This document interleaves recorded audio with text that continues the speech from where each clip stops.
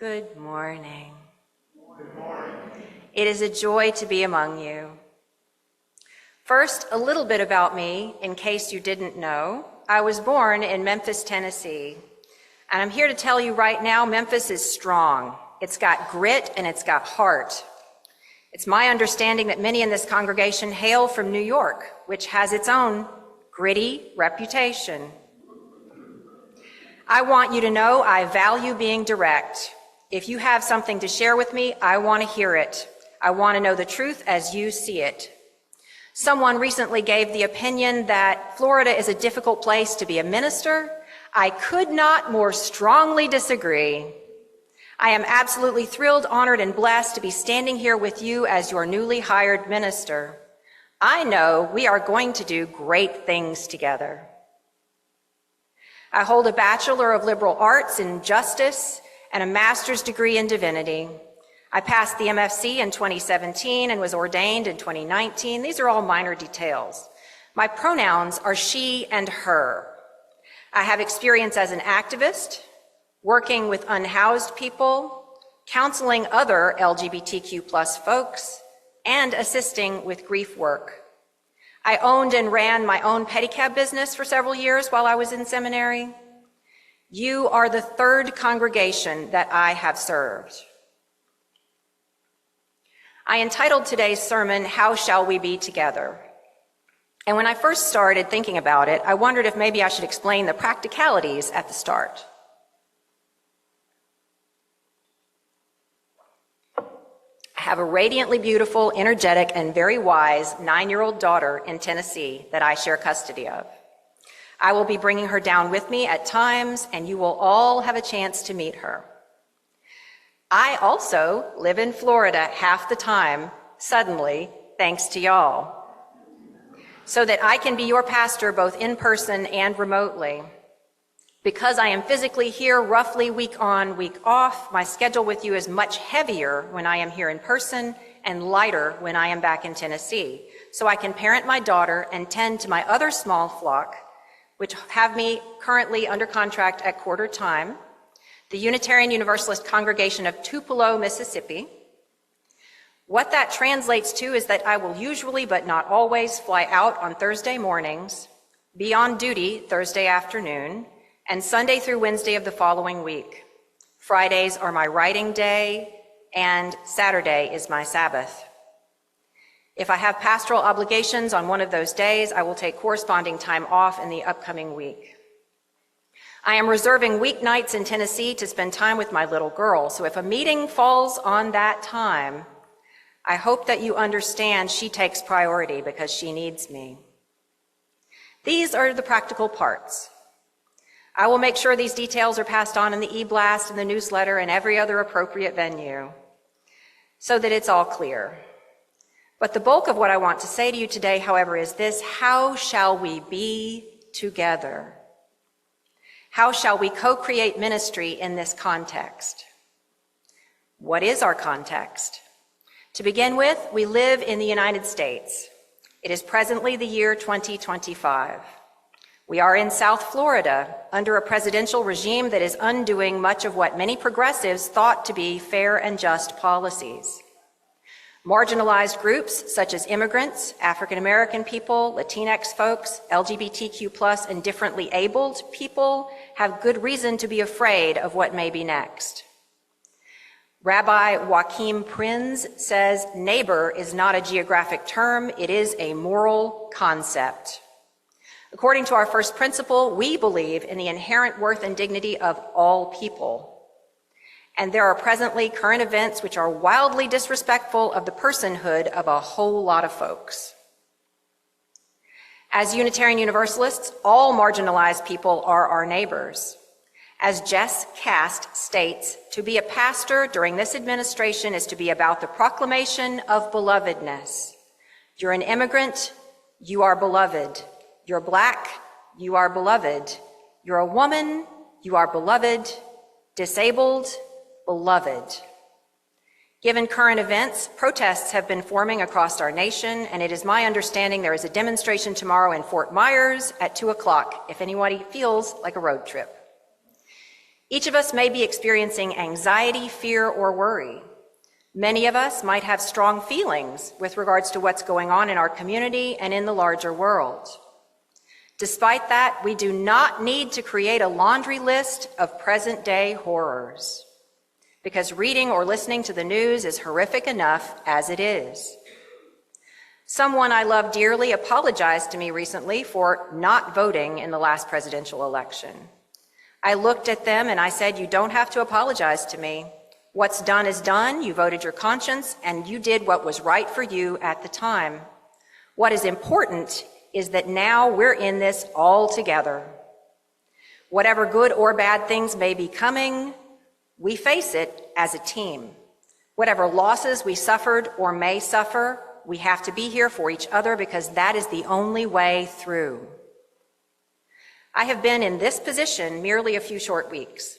I've barely gotten my feet wet, so to speak, and I already know that you are a very, very special congregation. Ministers don't stay here over a quarter century unless you are. And you are extraordinary.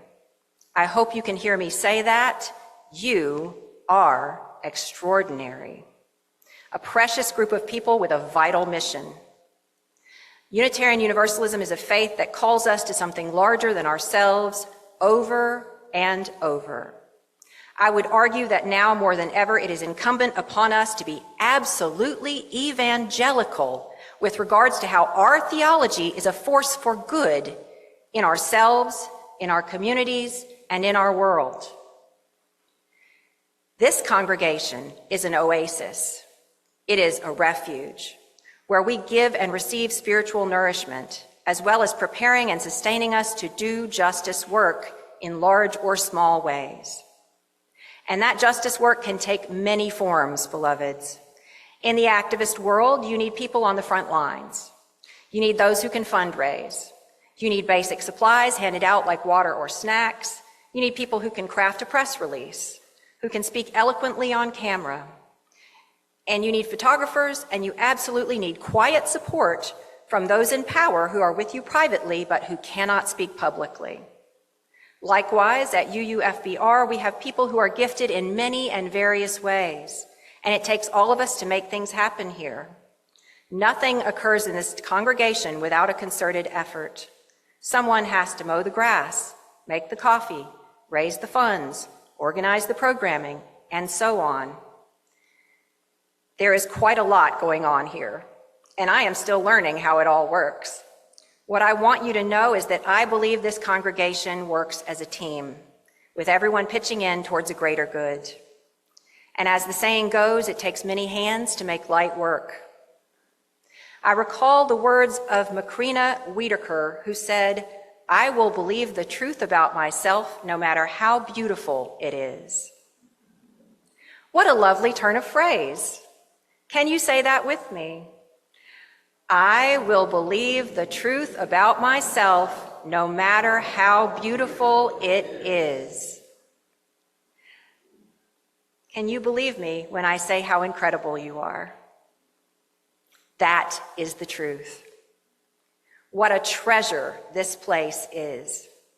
A congregation is a sacred trust, a living organism that ideally survives any of our own individual lives, which are all too brief. I hope that you can hear me when I say you are a gift. Every single one of you are important. If you left, we would feel your absence. I delight in seeing each of your faces every single time, and I know I am not alone in that. Each of us have ripple effects within this congregation and outside ourselves. Please know whatever your contribution, whether you think what you do is large or small, you are necessary, you are needed, and you are loved. The Reverend Kate Landis says, "I want you to know that you are loved beyond your wildest imaginings by the spirit of creation. Every bit of you is holy, even the embarrassing parts, even the thoughts you wouldn't tell your best friend. God is in your every cell, calling you into living a loving, joyful, boisterous life. Go easier on yourself. Accept that you are a blessing. To spread the word that there is no original sin, that we are all glorious gifts in a world that so desperately needs us. And because the world needs you, needs us, needs UUFBR, we must love and support each other through some of what may be hard times. I know that you all had a rough patch in your recent past. Some of us may hold significant grief in this congregation, and it is okay. It is okay if you hold loss that you haven't completely processed. Grief can hit us like a wave on the ocean. It can knock you down. And if it does, you know there might be another wave coming. And in between waves, you can stand there and try to gather yourself, try to regain your footing. You may or may not be able to see what's coming next. One thing I know for sure is that we are stronger together. There is very little that we cannot defeat if we join forces. And unlike the ocean, as we heal, the waves do get smaller and smaller over time. Before I arrived, the board decided to reach out to the southern region to ask for assistance. And when they come, please know this is a process. It can be intimidating to reach out and ask for help, and especially when you might be scared. Courage is defined as feeling that fear, considering the risk, and then taking measured action anyway. Which brings me around to covenant. Covenant is foundational to our faith. The heart of covenant is disagreeing in love while we remain connected. We must move forward with everyone who wants to stay, everyone who wishes to remain in covenant, in relationship. And if people leave, that is a loss, and it is sad, and it is hard, and part of the task before us is healing work. As Bell Hooks said, rarely, if ever, are any of us healed in isolation. Healing is an act of communion. Communion, togetherness, that's vital. That is connection. It is in connection and love and in joy that we heal. We heal each other, beloveds. Lemony Snicket said, love can change a person the way that a parent can change a baby. There are not words for the preciousness of what just happened here.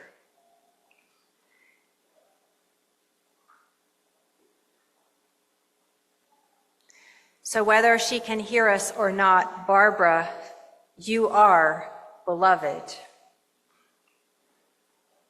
I'm going to pick up where we left off. Lemony Snicket said, love can change a person the way a parent can change a baby, awkwardly and with a great deal of mess. And you know what? The mess is okay. It's okay because we are going to get through it together. We've got this. We can do this. At the end of our service, I have asked our lovely music director, Marina, and the choir to assist me in sharing a song with you, written by Carisha Longacre of Mamuse. The lyrics read as follows. We shall be known by the company we keep, by the ones who circle round to tend these fires. We shall be known by the ones who sow and reap the seeds of change alive from deep within the earth. It is time now. It is time now that we thrive. It is time we lead ourselves into the well. It is time now. What a time to be alive. In this great turning, we shall learn to lead in love. The lyrics of the song say, we shall be known by the company we keep. And this congregation has a long history of supporting movements for justice. I was drawn to apply for this position by that very fact. Your justice work in the world makes a difference. This is who you have been. What I am curious about is who do we want to be? And how can I, as your minister, support you in becoming who you want to be? If you want to talk, please reach out to me and set up a time. I'm excited to get to know everyone better. The song goes on to say that the seeds of change are alive deep within the earth.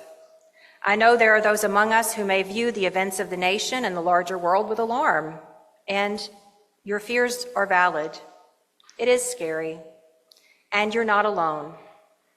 And I'm asking you to consider if maybe we might be one of those seeds of change. The song continues to say, it is time now that we thrive. What would it mean for us to thrive amidst the complexity of the current world? Maybe it's time to sort out what we want to see and how we might go about bringing those dreams into reality. The congregation has been a deep well of support and inspiration for positive change. It is my great honor and joy to be a part of whatever you decide to do in the future. There is a great turning happening now. Wherever we go, whatever we do, whatever causes we may or may not take up, we go together, united as a congregation in the values that we hold dear, always mindful of the need of us to remain in covenant, loving each other into better versions of who we are. I am so profoundly grateful to be standing before you in this place, in this time, with all of you. My heart is overflowing with joy, and I give thanks to the gracious, brilliant, lovely, and infinitely kind Minister Emerita Harris Riordan. I have not got sufficient words of gratitude for her and for everything she is doing and has done, and I am grateful to all of you for choosing me. The adventure awaits, my beloveds. May we find our way forward together as a congregation driven by the saving faith of Unitarian Universalism now and always. Amen, Ashe, and blessed be.